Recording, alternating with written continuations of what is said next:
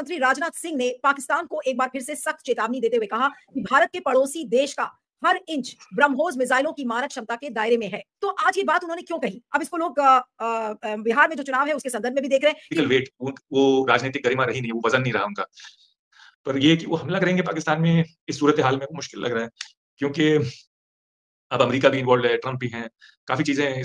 क्या मोदी जी फिर से ट्रंप को नाराज़ करेंगे, फिर हमला करेंगे और फिर रोज़-रोज़ हमला करेंगे, तो फिर पाकिस्तान भी जवाबी कार्रवाई करेगा, तो फिर हमारी इकोनॉमी का, स्टॉक मार्केट का, इन सबका क्या होगा? थोड़ा इसके और नुकसानात हैं, सिर्फ ये नहीं है कि आपने 2-4 मिसाइलें छोड़ दी, इसके अंतर्राष्ट्रीय पहले हमारे जब सिर्फ बयानबाज़ी है, जिसे कहते हैं ना हमारे यहाँ चौराहे पे खड़े हुए लड़के जो एक-दूसरे को देते हैं, पर कुछ करते नहीं फिर। मुझे उस तरह का बयान लग रहा है कि चौराहे पे खड़े हुए हैं और कुछ बोल रहे हैं, पर ये अच्छा नहीं है हमारे लिए। हमने इस मुँह से होम मिनिस्टर डिफेंस मिनिस्टर के मुँह से इस तरह की भाषा सही नहीं है मेरी राय में, क्योंकि आपको संतुलन बना के रखना चाहिए। हिंदुस्तान एक रिस्पॉन्सिबल मुल्क है, एक चुनावी भाषा थी, एक चुनावी जुमला था। क्योंकि अगर वाक़ई में ऑपरेशन सिंदूर रुका हुआ है, तो फिर आप इंतज़ार किस चीज़ का कर रहे हैं? 1-1 इंच उनकी ज़मीन का है, तो फिर आप लीजिए जो देखिए ये तो बीजेपी करती है इलेक्शन से पहले, ये ख़ास अंदाज़ है बीजेपी का। आपको याद होगा आते हैं कि इलेक्शन से पहले थोड़ा-सा मामला बिगड़ जाए, हिंदू-मुस्लिम बन जाए या इंडिया-पाकिस्तान बन जाए। वो हुआ था पुलवामा में अटैक, और तो मोदी जी ने खुद पुलवामा के शहीदों के नाम पे इलेक्शन में वोट माँगे थे। हमारे आर्मी चीफ और एयर फोर्स चीफ और कई और जनरल और प्रमुख नेताओं ने एक ही दिन आस-पास पाकिस्तान के खिलाफ कई बयानात दिए थे, और उन्हें 8 उनके जेट गिरा दिए, कोई कह रहा था 15 गिरा दिए हैं, कोई कह रहा था हम उनको ऐसा मज़ा चखा देंगे, हमने उनके सारे ध्वस्त कर दिए, उनके एयरफ़ील्ड और उनके न्यूक्लियर अड्डे। तो मुझे लगता है कि ये ऊपर से कमांड आती है पीएमओ से, क्योंकि आर्मी और एयरफोर्स के लोग ऐसी भाषा कभी पहले बोलते नहीं थे। हमारे जो जनरल थे, बड़ा संभल के, संयम के साथ बोलते थे, और जब सिर्फ बयानबाज़ी है, जिसे कहते हैं ना हमारे यहाँ चौराहे पे खड़े हुए लड़के जो एक-दूसरे को देते हैं, पर कुछ करते नहीं फिर। मुझे उस तरह का बयान लग रहा है कि चौराहे पे खड़े हुए हैं और कुछ बोल रहे हैं, पर ये अच्छा नहीं है हमारे लिए। हमने इस ओहदे की, इस पद की गरिमा गिरा दी है। रक्षा मंत्री, डिफेंस मिनिस्टर जो होता है, वो एक बहुत बड़ा ओहदा है किसी मुल्क का। जो उसका बयान होना चाहिए, उसमें वज़न होना चाहिए, उसके नतीजे वजन होने होना चाहिए। चाहिए, लेकिन जो ओहदा है आज दिया है तरीके से, और क्या ये एक इर्रेस्पॉन्सिबल स्टेटमेंट है? बिल्कुल, आप कभी धमकी देंगे और इस खाली धमकी का कोई अगर नतीजा नहीं होगा, तो फिर हल्के-हल्के आपकी किसी भी बात का लोग भरोसा करना छोड़ देंगे। पाकिस्तान, चीन, वो खुद ही अमेरिका सब राजनाथ सिंह खुद ही अपनी साख गिराने में लगे हुए हैं, अपनी खुद ही बेइज्जती करवा रहे हैं इस तरीके के स्टेटमेंट्स को बोलकर। जैसे कि हाइलाइट्स में आपने देख ही लिया है, आगे चल के डिटेल में मज़ीद वीडियो आपके साथ शेयर करेंगे। भारतीय वज़ीर दाखिला राजनाथ सिंह की खोखली धमकियों पर भारतीय सहाफ़ी ने खुद ही राजनाथ सिंह की तबीयत साफ़ कर दी। राजनाथ सिंह ने कहा कि पाकिस्तान का हर एक इंच ब्रह्मोस मिसाइल के निशाने पर है, जिस पर जवाब में भारतीय सहाफ़ी ने कहा कि ये सब बातें हैं, बयान है। भारत अगर कुछ कर सकता था तो करके दिखाता, बातों से कुछ नहीं होता। अगर आप भारतीय मीडिया का रिएक्शन पाकिस्तान पर देखना और सुनना पसंद करते हैं तो चैनल को सब्सक्राइब करें। आइए चलते हैं मुकम्मल वीडियो की जानिब। रक्षा मंत्री राजनाथ सिंह ने पाकिस्तान को एक बार फिर से सख्त चेतावनी देते हुए कहा कि भारत के पड़ोसी देश का हर इंच ब्रह्मोस मिसाइलों की मारक क्षमता के दायरे में है। उन्होंने ऑपरेशन सिंदूर को महज एक ट्रेलर करार दिया, जो पाकिस्तान को भारत की ताकत का एहसास दिलाने के लिए काफी था। इस बीच सिंह और उत्तर प्रदेश के मुख्यमंत्री योगी आदित्यनाथ ने लखनऊ के एक एरोस्पेस सुविधा केंद्र से स्वदेशी रूप से निर्मित ब्रह्मोस मिसाइलों के पहले बैच को हरी झंडी दिखाई। तो ये तो बात साफ है कि हरी झंडी दिखाई, लेकिन साथ में जो बात राजनाथ सिंह ने कही वो अपने आप में बहुत सारे कान खड़े करता है। और बात ये मैं इसलिए कह रही हूं क्योंकि उन्होंने एक तरीके से पाकिस्तान को चेतावनी दिया है कि भारत की एक एक इंच की जो जमीन है, सॉरी, जो पाकिस्तान की एक एक इंच की जो जमीन है वो ब्रह्मोस के दायरे में है। और उन्होंने साथ में ऑपरेशन सिंदूर को ये कहा कि वो तो केवल एक ट्रेलर था। और तो आज ये बात उन्होंने क्यों कही? अब इसको लोग बिहार में जो चुनाव है उसके संदर्भ में भी देख रहे हैं कि इतनी बड़ी-बड़ी बातें आखिर उन्होंने क्यों कही? इस बात, उनके स्टेटमेंट को हम कैसे समझें? आज इसी को हम समझने की कोशिश करेंगे। हमारे साथ अंतर्राष्ट्रीय मामलों के एक्सपर्ट और political analyst professor Mohsin Raza Khan इस समय जुड़े हुए हैं। मोहसिन, आपका बहुत-बहुत स्वागत है। Thank you so much for joining. Rajnath Singh के स्टेटमेंट को आप कैसे देखेंगे, जहां पर वो ये साफ तौर पर ये कह रहे हैं कि पाकिस्तान का हर इंच ब्रह्मोस मिसाइलों की मारक क्षमता के दायरे में है? और भारतवासी जो हैं वो पेट्रियोटिक हैं, वो नेशनलिस्ट हैं। वो जानते हैं कि ऑपरेशन सिंदूर में हम लोग सब इमोशनली इन्वॉल्व थे। तो वो ये दिखाना चाह रहे हैं कि देखो हमने जीत हासिल की है उसमें, और इसका हमें लाभ दो। आप हमारे ऊपर ये एहसान लौटाओ, हमें बिहार के इलेक्शन में वोट दो बीजेपी को, क्योंकि सिर्फ हम आपको बचाने के काबिल हैं। और एक तरह से पाकिस्तान को भी हड़का रहे हैं, क्योंकि पाकिस्तान भी एक तरह से अभी घिरा हुआ है अफ़गानिस्तान में, उनकी जंग चल रही है अफ़गानिस्तान के साथ। तो राजनाथ सिंह के मुँह से, होम मिनिस्टर डिफेंस मिनिस्टर के मुँह से इस तरह की भाषा सही नहीं है मेरी राय में, क्योंकि आपको संतुलन बना के रखना चाहिए। हिंदुस्तान एक रिस्पॉन्सिबल मुल्क है और एक बड़ा मुल्क है, और इसकी एक गरिमा है। पर उन्होंने ये किया है, ये साफ तौर पे ये एक चुनावी भाषा थी, एक चुनावी जुमला था। क्योंकि अगर वाक़ई में ऑपरेशन सिंदूर रुका हुआ है, तो फिर आप इंतज़ार किस चीज़ का कर रहे हैं? अगर आप वाक़ई में 1-1 इंच उनकी ज़मीन का है, तो फिर आप लीजिए जो पाकिस्तान ऑक्युपाइड कश्मीर है, वो आप वापस लीजिए। आपका उसके ऊपर क्लेम है, आपका उसके ऊपर दावा है। आप किस बात से फिर डर रहे हैं? आप जाइए और लीजिए। आज राजनाथ सिंह का जो ये स्टेटमेंट है, इसको हम इस तरह से समझने की कोशिश करें कि बिहार के चुनाव के बीच में वो एक बार फिर से ऑपरेशन सिंदूर की याद दिला रहे हैं और ये बताने की कोशिश कर रहे हैं कि देखिए पाकिस्तान का जो एक-एक इंच की ज़मीन है वो हम छोड़ेंगे नहीं। वो किस लिए उन्होंने आज ये बात कही? आज वो चाहते तो इस चीज़ से बच भी सकते थे, लेकिन हमेशा की तरह जैसे कि हमेशा चीज़ों को भुनाने की कोशिश बीजेपी करती है, वही काम आज राजनाथ सिंह भी करते हुए नज़र आए। देखिए, ये तो बीजेपी करती है इलेक्शन से पहले, ये खास अंदाज़ है बीजेपी का। आपको याद होगा कुछ हफ्ते पहले आई लव मोहम्मद कहने पे हज़ारों मुसलमानों को गिरफ्तार कर लिया था कानपुर में और लखनऊ में। तो इस तरह से वो चाहते हैं कि इलेक्शन से पहले थोड़ा-सा मामला बिगड़ जाए, हिंदू-मुस्लिम बन जाए या इंडिया-पाकिस्तान बन जाए। पाकिस्तान को भी वो मुस्लिम प्रतीक मानते हैं। तो इस तरह से वो थोड़ा-सा मामले को उछालते हैं। इसका मतलब ये भी है कि वो बिहार में देख रहे हैं कि मुश्किलें हैं आगे। बावजूद एसआईआर के और बावजूद इलेक्शन कमीशन की धांधली के और वोट चोरी के, उनको लग रहा है कि अभी भी मुश्किल है, फँसा हुआ है बिहार का चुनाव।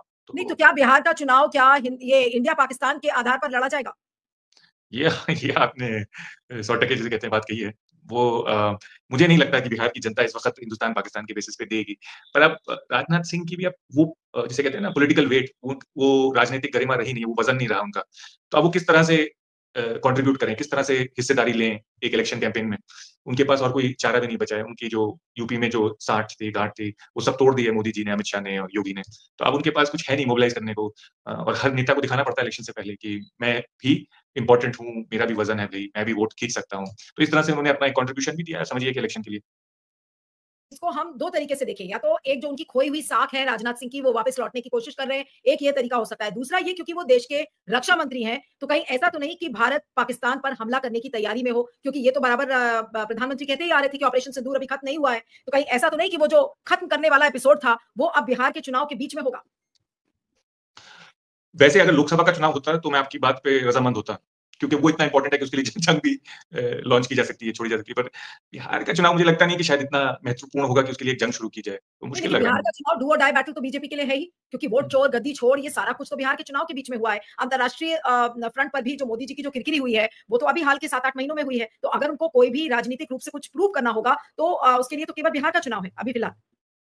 एक मामला हो सकता है कि जिसमें ये करें ऐसा हमला, वो ये होगा कि अगर अमेरिका के साथ ट्रेड डील हुई, जिसमें हमारा सरेंडर हुआ, यानी कि हम सारी शर्तों को मान गए अमेरिका की, तो फिर उसको छुपाने के लिए कुछ एक्शन लिया जाएगा मेरी राय में। क्योंकि उससे जो है वो मोदी जी की छवि और उनके जो विश्व गुरु वाला स्टेटस है उसमें कमी आएगी। तो वो प्रोफ़ाइल बचाने के लिए हो सकता है कि हो। पर बिहार के चुनाव के लिए सिर्फ़ होगा ये ऐसा मुझे मुश्किल लग रहा है, हमला वहाँ पे। पर इसको इस ऑपरेशन सिंदूर का ढिंढोरा पीटा ज़रूर जाएगा बिहार में भी। क्योंकि आपको याद होगा कि आज से कई साल पहले जब वो हुआ था पुलवामा में अटैक और तो मोदी जी ने खुद पुलवामा के शहीदों पे के नाम पे इलेक्शन में वोट माँगे थे। तो ये तो फिर भी ऑपरेशन सिंदूर में क्यों नहीं माँगेंगे? जब एक बार कर चुके हैं, 2 बार पहले माँग चुके हैं उसपे, तो फिर इस पे भी माँग सकते हैं। पर ये कि वो हमला करेंगे पाकिस्तान में इस सूरत-ए-हाल में वो मुश्किल लग रहा है, क्योंकि अब अमेरिका भी इन्वॉल्व्ड है, ट्रम्प भी हैं, काफ़ी चीज़ें इस वक़्त गड़बड़ में हैं। अ, क्या मोदी जी फिर से ट्रम्प को नाराज़ करेंगे, फिर हमला करेंगे और फिर रोज़-रोज़ हमला करेंगे, तो फिर पाकिस्तान भी जवाबी कार्रवाई करेगा, तो फिर हमारी इकोनॉमी का, स्टॉक मार्केट का, इन सब का क्या होगा? थोड़ा इसके और नुकसानात हैं, सिर्फ़ ये नहीं है कि आपने 2-4 मिसाइलें छोड़ दी, इसके नहीं, अंतर्राष्ट्रीय लेकिन भी हुँ। मौसीन क्या इतना साधारण तरीके से हमें ये राजनाथ सिंह का स्टेटमेंट देखना चाहिए, क्योंकि इस समय पाकिस्तान, हिंदुस्तान, अफ़गानिस्तान, ऊपर से जो डोनाल्ड ट्रम्प बार-बार कहते हुए आ रहे हैं कि भई उन्होंने मध्यस्थता कराई भारत और पाकिस्तान के बीच में। अगर इन सारी चीज़ों के दायरे में अगर राजनाथ सिंह के स्टेटमेंट को देखें, तो ये कहाँ पर फिट बैठेगा इनका स्टेटमेंट? वो क्या असल में कहना चाह रहे हैं? क्या वो मोदी जी की भाषा बोलना चाह रहे हैं, उनके बिहाफ़ पर बोल रहे हैं, या वो कोई सफाई दे रहे हैं डोनाल्ड ट्रम्प के उन स्टेटमेंट्स की जहाँ पर वो बार-बार इस बात को कह रहे हैं? कैसे देखेंगे इसको? आपको याद होगा कि कुछ दिन पहले हमारे आर्मी चीफ और एयरफोर्स चीफ और कई और जनरल और प्रमुख नेताओं ने एक ही दिन आसपास पाकिस्तान के खिलाफ कई बयानात दिए थे और आपको याद होगा उन्होंने कहा था कि हमने कोई कह रहा था हमने 8 उनके जेट गिरा दिए, कोई कह रहा था 15 गिरा दिए हैं, कोई कह रहा था हम उनको ऐसा मज़ा चखा देंगे, हमने उनके सारे ध्वस्त कर दिए, उनके एयरफ़ील्ड और उनके न्यूक्लियर अड्डे। तो मुझे लगता है कि ये ऊपर से कमांड आती है पीएमओ से। क्योंकि आर्मी और एयरफोर्स के लोग ऐसी भाषा कभी पहले बोलते नहीं थे। हमारे जो जनरल थे, बड़ा सँभल के, संयम के साथ बोलते थे और जब लड़ाई होती थी फिर तभी बोलते थे, ऐसे पहले से मुँह नहीं खोलते थे। तो मुझे लगता है कि ऊपर पीएमओ से आती है डायरेक्शन और जब भी मोदी जी किसी मुश्किल में होते हैं, तो ऊपर से एक कमांड आती है। मुझे पता नहीं वो मोदी जी खुद देते हैं या मोदी जी अमित शाह से कहते हैं और अमित शाह देते हैं, पर वो आती है कमांड नीचे तक और उसमें जनरल भी बोलते हैं, ये तो अच्छी मतलब ये तो सभी जानते हैं दिल्ली में लोग, मैं कोई ऐसा सीक्रेट नहीं बता रहा हूँ। फिर इस तरह के बयान दिए जाते हैं। अब ये मुझे पता नहीं कि राजनाथ सिंह ने अपने तौर पे दिया है ऐसा बयान या ऊपर से प्रेशर आया है कि आप ऐसा बयान दीजिए। अब ये मैं नहीं कह सकता कि ये किसके नहीं, लेकिन अगर आप टाइमिंग देखें उस स्टेटमेंट की, तो टाइमिंग ये है कि भई वो ब्रह्मोस की जो इंडिजिनस यूनिट है, उसका इनॉग्रेशन कर रहे थे, जो ब्रह्मोस एरोस्पेस यूनिट है लखनऊ में, वो उसका इनॉग्रेशन करते हुए उन्होंने ये जवाब इस तरीके का स्टेटमेंट दिया है। तो ऐसे में ब्रह्मोस एरोस्पेस के बारे में बताना और बताने का क्या तरीका केवल और केवल पाकिस्तान पर हमला करने से ही होगा, किसी और तरीके से भी वो बता सकते थे और उनकी मौजूदगी में योगी आदित्यनाथ भी मौजूद थे और तब उन्होंने ये स्टेटमेंट दिया है।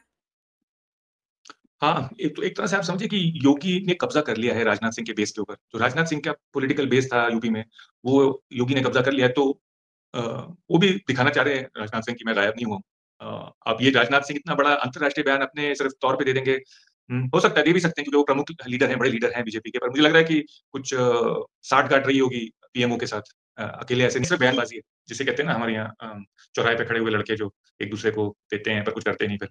मुझे उस तरह का बयान लग रहा है कि चौराहे पे खड़े हुए हैं और कुछ बोल रहे हैं। पर ये अच्छा नहीं है हमारे लिए। हमने इस ओहदे की, इस पद की गरिमा गिरा दी है। रक्षा मंत्री, डिफेंस मिनिस्टर जो होता है, वो एक बहुत बड़ा ओहदा है किसी मुल्क का। जो उसका बयान होना चाहिए, उसमें वज़न होना चाहिए, उसके नतीजे वजन होने होना चाहिए। चाहिए, लेकिन जो ओहदा है रक्षा मंत्री, अगर वो इस बात को कह रहे हैं कि पाकिस्तान की एक-एक इंच की जमीन ब्रह्मोस मिसाइल के दायरे में है, तो वो तो या तो धमकी दे रहे हैं पाकिस्तान को, इसको तो एक धमकी के रूप में लिया जाएगा कि पाकिस्तान को वो धमका रहे हैं कि भाई खबरदार, हमारे पास ब्रह्मोस है, हम जब चाहें तब हम आपको धराशायी कर सकते हैं। क्या ये संदेश राजनाथ सिंह ने आज दिया है एक तरीके से? और क्या ये एक इर्रेस्पॉन्सिबल स्टेटमेंट है? बिल्कुल, आपका बिल्कुल सही कहना है, ये धमकी है। ये खुल्लम-खुल्ला धमकी है। पर प्रॉब्लम क्या है कि आप खाली धमकी देंगे और इस खाली धमकी का कोई अगर नतीजा नहीं होगा, तो फिर हल्के-हल्के आपकी किसी भी बात का लोग भरोसा करना छोड़ देंगे। पाकिस्तान, चीन, वो खुद ही अमेरिका जब राजनाथ आपकी सिंह खुद ही अपनी साख गिराने में लगे हुए हैं, अपनी खुद ही बेइज्जती करवा रहे हैं इस तरीके के स्टेटमेंट्स को बोलकर। वही मैं कह रहा हूँ, कुछ डेस्परेशन लग रहा है, कुछ उनके तौर पे फ़िक्र लग रही है। या तो बिहार की फ़िक्र है या अपने बेस की फ़िक्र है, अपने यूपी में जो बेस है उसकी फ़िक्र है। मुझे पता नहीं कि क्या उनके दिमाग में चल रहा है, ये तो अब अगले कुछ हफ्तों में खुलेगा। अगर वाक़ई में इस धमकी में कुछ दम है, तो फिर हमला होना चाहिए फिर पाकिस्तान के ऊपर, फिर तो। मुझे लग आपको नहीं रहा लगता कि है ऐसा कि कोई हमला करवा मुझे लग सकते नहीं हैं? रहा ऐसा कोई हमला होगा। नहीं, आप ये कह रहे हैं कि आपको नहीं लग रहा है कि हमला हो सकता है, लेकिन जब बीजेपी की साख इस बुरी तरह से गिर गई है और लोग चारों तरफ वोट चोर, गद्दी छोड़ की बात कर रहे हैं, तो ऐसे में भारत-पाकिस्तान पर हमला क्यों नहीं हो सकता? हाँ, हो भी सकता है अगर उनको लगे कि इससे कोई बहुत बड़ा फ़ायदा होगा, पर चक्कर क्या है कि उस हमले के बहुत सारे नुकसानात हैं ना। मैं जैसे बताया आपको, आपका स्टॉक मार्केट गिर जाता है, आपकी इकोनॉमी पे असर पड़ता है।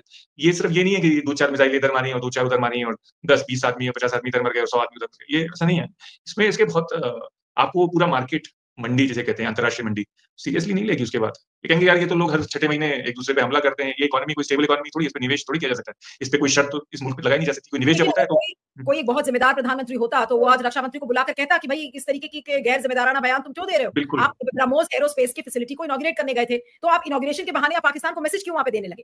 बिल्कुल, और इसका आपकी अर्थनीति पे बहुत बड़ा असर पड़ेगा क्योंकि जब, जैसे मैंने कहा, कोई जब आपके मुल्क में निवेश करता है तो वो एक तरह से आपके मुल्क के ऊपर एक बेट लेता है, एक शर्त लेता है 5 साल, 10 साल की। क्योंकि जब आप निवेश करते हैं तो उसका रिटर्न आपको 5, 10, 15, 20 साल में जाके मिलता है रिटर्न।